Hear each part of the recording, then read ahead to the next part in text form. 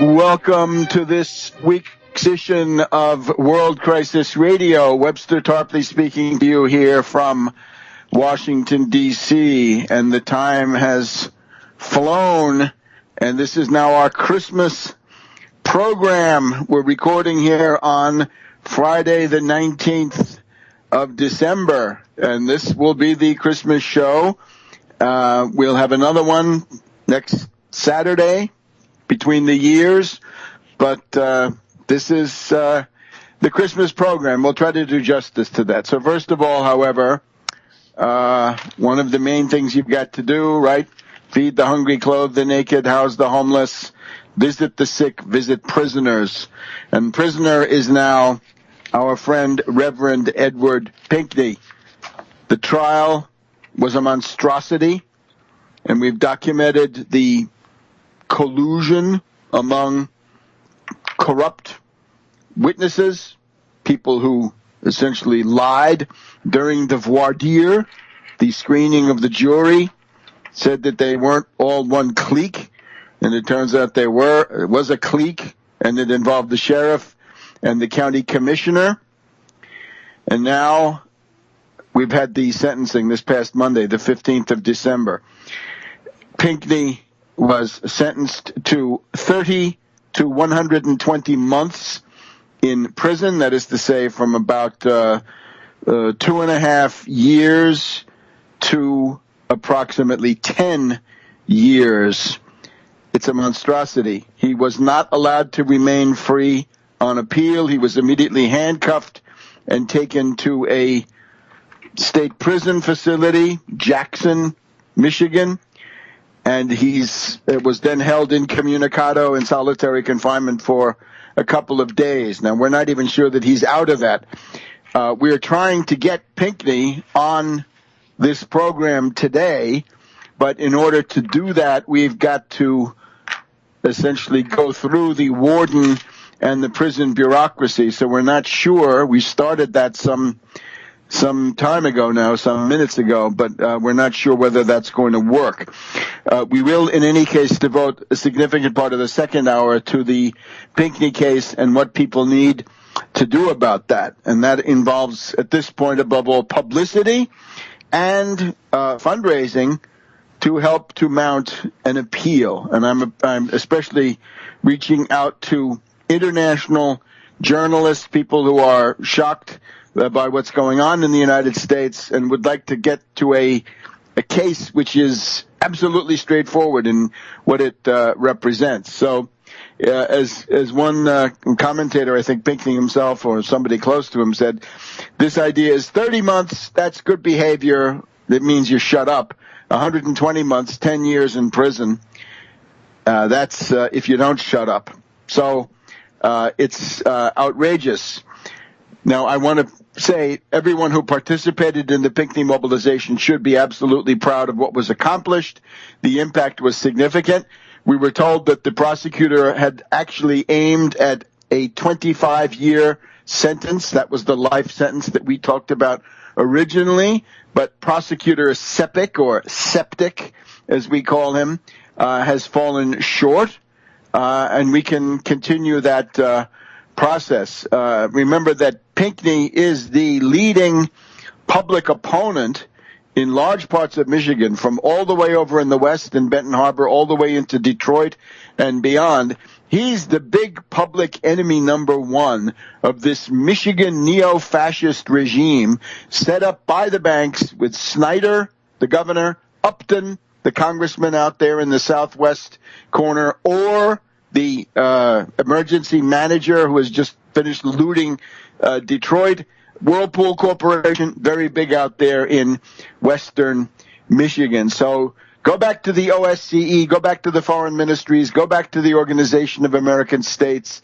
Tell them the U.S. ambassadors have got to be called in, and now you demand explanations. Because before, we were warning of terrible events to come. Now the sentencing, this monstrous frame-up, has taken another big step forward. And, of course, it's important to make Judge Schrock, Prosecutor Sepik, Sheriff Bailey, County Commissioner Tyler, They should all know that the world is watching them.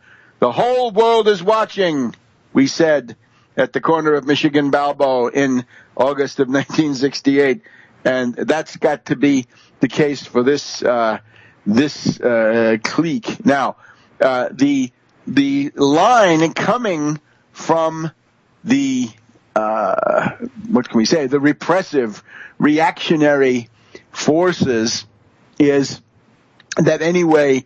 That Pinckney is a repeat offender. He's an incorrigible criminal. And what do we find here? This is from the local TV, WSBT TV. They're in Berrien or Barbarian County, Michigan. Pinckney's lengthy criminal past had an impact on his sentencing. His first run-in with the law was 1988 for assault with a dangerous weapon out of California, followed in 1990 by a theft conviction out of St. Louis, Missouri. 1999, Berrien County, convicted of embezzlement. 2007, 4 felony counts for violating election law, and now 5 felonies for election forgery, 12 forgeries, 9 of them connected to voting. Well, let's put that in perspective. Those are counts, and those the Berrien County ones, the 9 of them are frame-up counts. Now, I've also got to bring in on this one of the accusers now of Pinckney is one of the most odious characters here in Washington. And I'm talking about Hans von Spakovsky of the Heritage Foundation. And I'm going to tell you about Spakovsky in just a minute, right? Because if you're being accused by this guy, this is truly a badge of honor. You've seen him. He's been on C-SPAN. He's been on various reactionary, Fox News type programs. But Spakovsky is the great anti-voter fraud exponent, right? He's the leading xenophobe, right? Von Spakovsky, his parents came here in the 50s as displaced persons, DPs from the war in Europe, but now he's interested in keeping others out. This very, what can we say, deplorable reflex that certain immigrant groups show, right? You get in and then you pull up the ladder. Well, sorry. So anyway, here we have the indictment of Pinckney at the hands of von Spakovsky and Jason W. Snead, S-N-E-A-D. We'll find out about him for next week's program. But the famous one is von Spakovsky. So the idea is that there's a wave of voter fraud, the typical Republican argument, and Pinckney is the leading edge of the wave of voter fraud.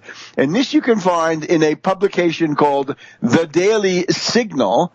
And as I say, von Spakovsky is a top senior legal fellow at the Heritage Foundation, Edwin Meese III Center for Legal and Judicial Studies, and he's the manager of the Heritage Foundation Election Law Reform Initiative. So the Pinckney case has gotten high-level attention from a top reactionary torpedo is out there attacking Pinckney. Now, let me just refer to some of this stuff.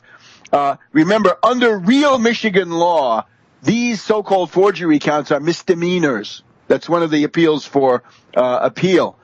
There's also the question of Pinckney is accused of buying votes at $5 each at a soup kitchen. Oh, my God. The Republic is in danger. We'll be back in a minute on this one, on World Crisis Radio. Welcome back to World Crisis Radio. It's the 19th of December as we're putting on our Christmas show here. We will be somewhat more Christmassy here, but we're at the heart of the Christmas message here, as I tried to argue before. Now, von Spakovsky, and whether this guy is from nearer Pomerania or farther Pomerania, I do not know. The phone looks like an East Elbian Junker. I'll be looking into that. it's not exactly the best democratic tradition. Remember, there were three classes of voters in Prussia, right? Three different levels: the poor, the middle, and then the super rich. Not such a good background. Anyway, Spakovsky is telling us that he's indignant because he expected the local community to come out and demand the lynching of Pinckney, that it wasn't enough to be lynched once by the court. It's now necessary to have him lynched again. So he puts him in the same class with Al Sharpton. Well, this is I think a higher and clearer example than anything Al Sharpton is up to. So he's indignant that the kangaroo court is being protested by the people there, and the idea is that he was buying votes. The accusation from von Spakovsky, buying votes at $5 each at a soup kitchen. Now, von Spakovsky gets his back up about this. All right. I'd like to go back to the case of Ed Rollins, Republican operative. Ed Rollins. This is somebody who was a top Reagan organizer. He was national director of one of Reagan's election campaigns. He worked for Huckabee in 2008. He worked for Bachmann for a while. This is Ed Rollins. He's the one who got Foley out, right? He worked for Nethercutt back in 1994. His autobiography is Bare Knuckles and Back Rooms. And the interesting one was in 1992-93, there was a gubernatorial election in New Jersey, and Ed Rollins admitted that he gave $500,000 of walking around money to various black ministers and black churches so they would not come out and vote for the Democrat Florio, and instead they would let the liberal Republican Christine Todd Whitman take the election. Now, why don't you put that in your pipe and smoke it there, von Spakovsky? $500,000 from a Republican thug to suppress the vote. I guess that's a different category, right? You can pay people to vote, not to vote, but not to vote. If you give somebody $5, aren't you really giving them their car fare to get to the polls? Don't all kinds of political machines provide rides to the polls? And if I don't have a car, maybe the only way is a bus, and $5 is what you need, and then you get a sandwich on the way back because you're out in the cold when you wouldn't be. A couple of things about von Spakovsky. So Heritage Foundation. Heritage Foundation means our friend Dement from the Cradle of Secession there in South Carolina. Von Spakovsky was a Bush appointee, a Bush recess appointee to the Department of Justice, and the part of it that deals with voter fraud. That was January 2006. He was so partisan. He was a partisan Republican, so extreme that he could not get confirmed in what was still a Republican-dominated Senate. Von Spakovsky is linked to the Federalist Society. That's the nest for the Ratz Cabal, Roberts, Alito, Thomas, and Scalia, all from there. And this guy, von Spakovsky, is the father of the modern voter ID, voter suppression strategy. That's him.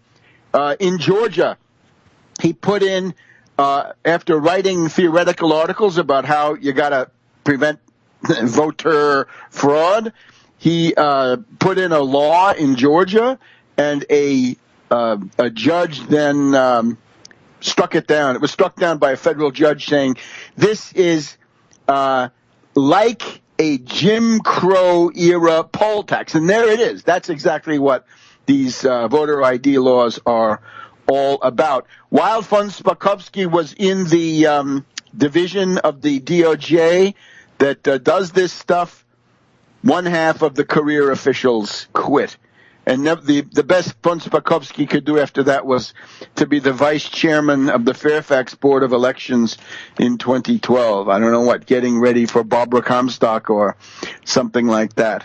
So how about that? The father of the modern voter ID, voter suppression strategy, who's at all of these reactionary forums. You've seen him look him up on C-SPAN. He's all over the place. That's who's attacking Pinckney. Okay, well, I think you get the idea. So this is monstrous. Now, let's also put it in perspective. All of the so-called felony counts dealing with election law are misdemeanors. There's at least one earlier conviction that is acknowledged by Pinckney. Let's look at some other cases, though, some parallel lives. How about Malcolm X? Malcolm X was convicted and imprisoned for 6 years, starting at age 20, for larceny. Martin Luther King was prosecuted for felony tax evasion and perjury by Alabama. Marion Barry, entrapped by a task force. Cornel West, 20 arrests. You know that there's a part of the FBI called Frühmenschen, early man or primitive man. They target all black elected officials, I think in some ways black celebrities, lots of them, from OJ to Cosby, right? Special attention for them. And they go after celebrities, sports figures, God knows what, right?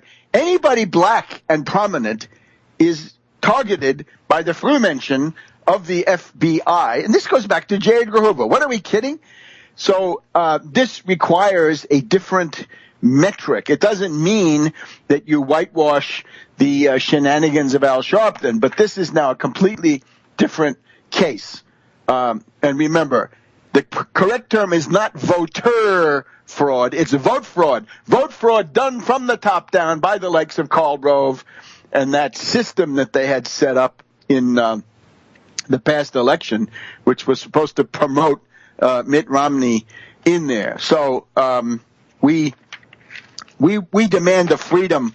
We demand that somebody come in and get Pinckney out of jail. I call on Obama. Obama just did a bunch of executive clemencies, right? Pardons. And those were for drug dealers. Forget about the drug dealers. Let's get somebody who's actually fighting for a worthwhile cause. So we'll have more about this now in the second hour. But it is the Christmas season, so in our remaining two segments of the first hour, we're going to talk about what you should be doing to promote the cause of peace on earth in the coming weeks. Welcome back to World Crisis Radio. Now, in terms of our domestic polity here and what people should be doing, obviously, charity towards prisoners looms very large, right? The 7 acts of corporal charity, this is one of them. So the way you can do that is make a contribution to the Pinckney Defense Fund. We'll be giving you the coordinates of that here in just a minute, in the beginning of our second hour. And send him a Christmas card, right? Send him some kind of a greeting, right? Maybe there are other things. I don't know what those rules are, but we'll be finding them out as time goes on. So therefore, we want to switch gears now.